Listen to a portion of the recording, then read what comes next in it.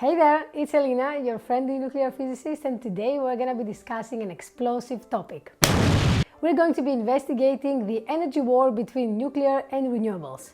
A lot of people tend to have very strong beliefs about this topic, but not everyone has their facts straight. I know I'm a nuclear physicist, but don't you worry, we are going to be impartial here. We are going to look at the facts only. We are going to split this video into 8 different rounds, judge each energy source based on every round and choose the winner at the end of this video. Let's get into it. In no particular order, round 1 is cost. It is usually heard that building up nuclear power plants and generating nuclear energy takes a lot of money in order to be constructed and used. And this is unfortunately true. The answer to why that is the case has actually a lot of different takes. The most important thing is that renewable energies are very heavily funded, both by the government and research, academia and private investors, because it is a very popular source of energy. It is, of course, renewable and everybody would want eventually to use it. That's why, with a lot of funding, the technology is advancing very quickly. The materials that are being used to construct, for example, solar panels or wind turbines are getting cheaper and cheaper because the advancement is getting quicker and better. Therefore, when it comes to building renewable plants or facilities or parks, it ends up being much cheaper than a nuclear power plant. On the other hand, nuclear energy is not as heavily funded. Therefore, any kind of technological advancement when it comes to materials that need to be used, for example, to withstand certain properties, are taking much longer to be advanced, are taking therefore much more money in order to be constructed and in order to be nuclear safe. And therefore, the whole construction of a nuclear power plant would amount to a higher cost than building a plant that is based on renewable energies. Therefore, this round goes to renewables. I feel like I'm in Eurovision. This round goes to... Round number 2 is efficiency. When it comes to efficiency, there are several things that have to be taken into account.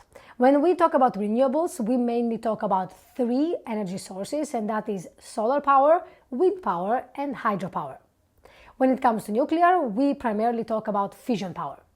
So, fission energy production, when is used in a nuclear power plant to generate heat and therefore generate electricity, this whole system has around 40% efficiency, which means that 40% of the energy that is being produced by fission actually ends up being electrical energy or energy that's going to be used by the customers and the users. When it comes to the renewable energies, because as I said, there is 3 different things we take into account here, 3 different efficiency percentages are associated with each energy.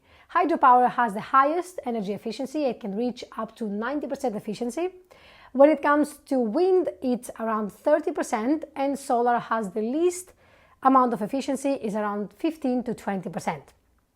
Therefore, when we are taking everything into account and discussing that perhaps not every country would have the potential for hydropower, but will have to rely mostly on wind or even solar, then the efficiency would be much lower than nuclear, which has a stable and standard efficiency no matter the area or the location you're building it at.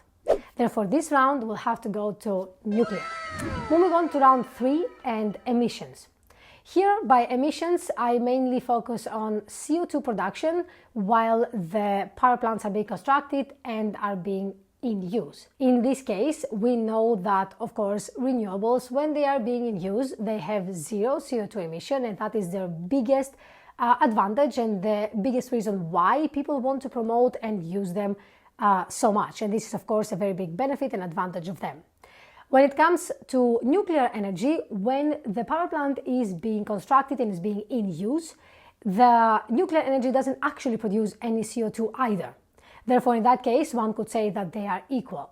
However, if we want to be more holistic, we could include in our nuclear energy the mining process and treating the uranium before it's actually being able to be used as nuclear fuel inside the reactor. A similar picture is also true for renewable energies. However, the numbers are quite low. Therefore, we'll have to give this round to renewables. And moving on halfway through our rounds, we have now land use. And what do I mean by land use?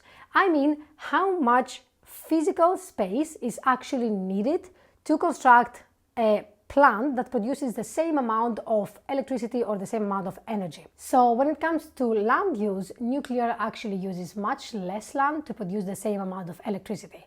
To give you an example, a 1000 megawatt facility would require from a wind plant to have 360 times the size of a nuclear facility to produce the same amount of energy. And this kind of similar comparison to solar panels would be 75 times bigger than a nuclear power plant. Therefore, this round clearly has to go to nuclear. Moving on to round number 5 and lifetime. Here, nuclear power plants, we commonly know that last around 40 years. However, we know that the power plant life can be extended up to 60 years if maintenance is properly done and if parts are replaced, and generally speaking, a power plant of third generation reactor, which is a current reactor type that we are using all over the world, can extend its life up to 60 years. Coming to the renewable energies, there the picture looks a little bit different. A wind turbine or a solar panel, unfortunately, cannot extend its lifetime in any way. It is constructed to withstand a specific amount of, let's say, hardship while it's out there exposed to the sun or the wind hitting the blades, and therefore a typical solar panel could last up to 15 to 20 years, and a similar number goes for a wind turbine as well. Therefore, this round will have to go to nuclear. Here, I would also like to make a point, and that is connecting it to the cost. Some people actually argue that the cost of nuclear is not as much if one compares nuclear compared to renewables for how much time the power plant is actually operational. So yes, you do pay a first capital, which is a big amount of money compared to building renewable energies. However, when you have a power plant that lasts 3 times as long, that cost kind of goes down. Moving on to round 6, and probably the most interesting for some people, this is waste.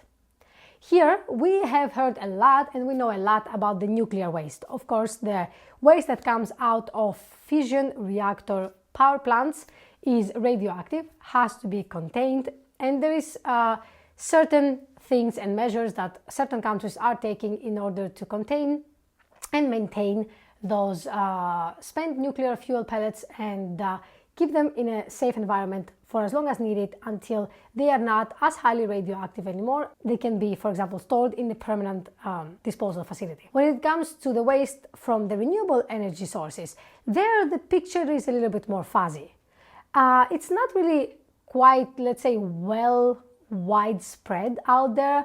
What is exactly the waste of the renewable energies and how that is being treated? And one might actually get curious and do a research a little bit into that.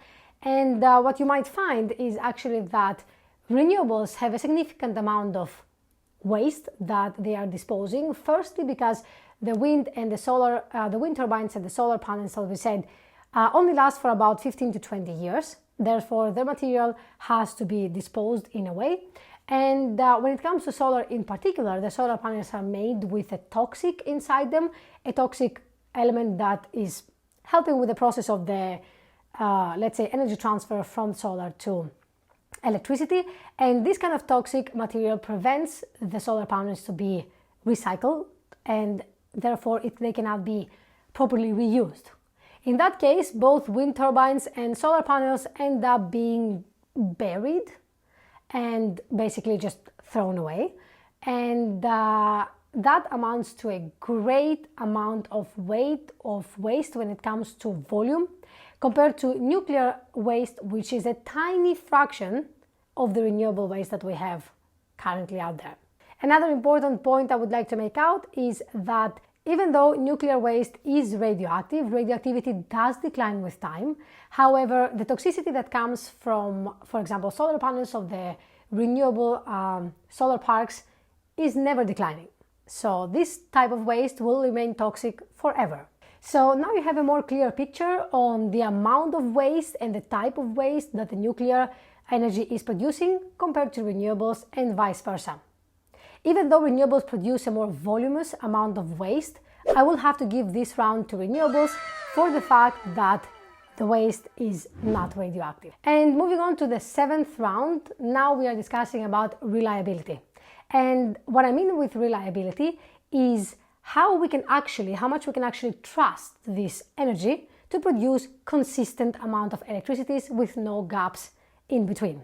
For the everyday use that at least the Western world demands nowadays, we cannot afford lapses in electricity or energy demand that the average person and all the companies out there are requiring. So when it comes to nuclear has a very stable energy production. Once a nuclear reactor is operational, it practically doesn't have to be turned off, and it will only be turned off for maybe some sort of maintenance, and that's for a very short amount of time, because people who do run nuclear power plants lose a lot of money when the reactor is down, so they would not rather have it down.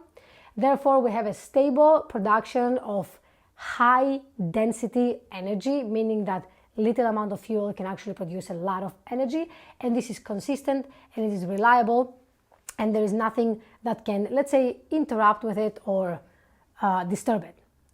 Renewables, on the other hand, have a little bit of a different picture. There, of course, as you might naturally think, when it comes to, for example, solar power, we don't have energy production when it's nighttime. When it comes to wind turbines, there is no energy production when the wind is not blowing in the speeds that is required to be efficient for a wind turbine.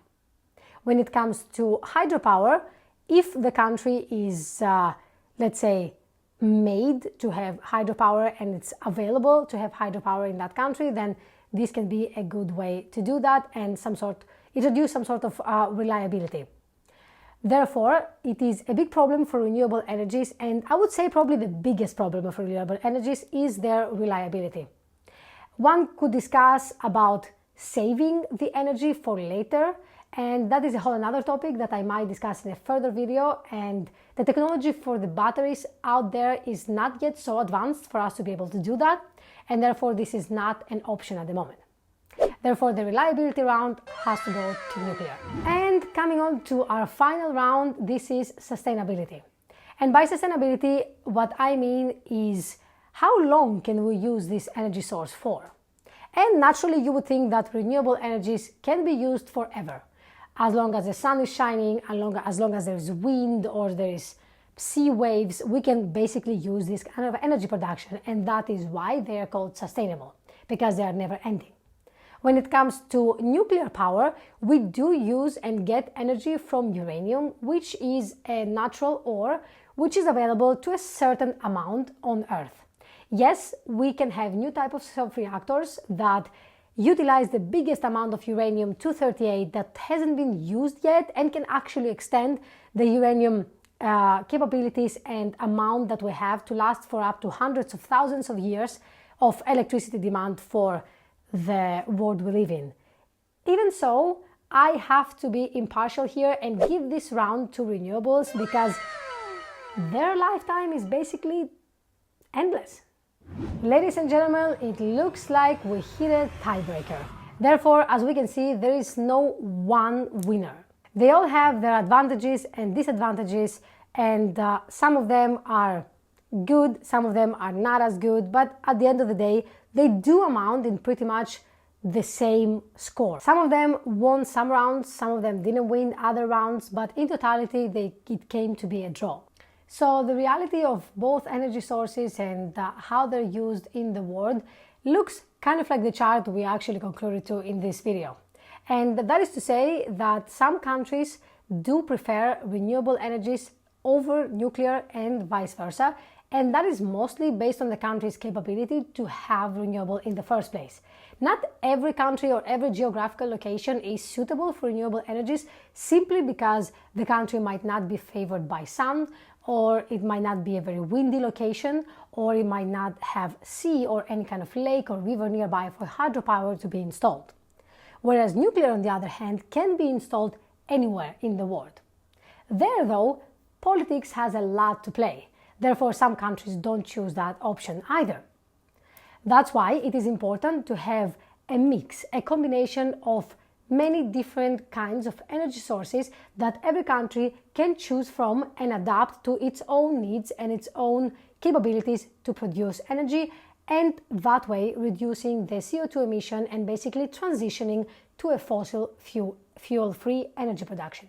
Thanks for watching. Don't forget to like and subscribe. Turn on the bell notification icon so you get notifications every week we upload new videos. You can check out these suggested videos, are gonna be somewhere up here. It's been Elena, your friendly nuclear physicist, and until next time, see you soon.